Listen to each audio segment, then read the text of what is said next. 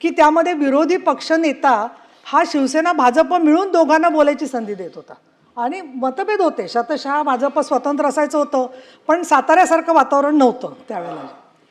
आणि म्हणून 2014च्या नंतर जेव्हा सत्तांतर झालं, परत मला संधी मिळाली.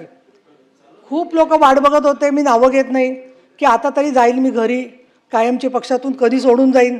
आणि काय माहिती आहे का, प्रत्येक पक्षाची वेगवेगळी कार्यप्रणाली असते. पण मी काही लोकांची कार्यपद्धती अशी पाहिली, प्रवीणजी तुम्ही शिवसेनेत होता, की दुसऱ्या माणसाला असा त्रास द्यायचा की तो कसा सोडून जाईल त्याच्यात मास्टर माइंड आहेत लोक बरेचसे, की बरोबर त्याच्या वाढदिवसाच्या आदल्या दिवशी त्याचं पद काढायचं.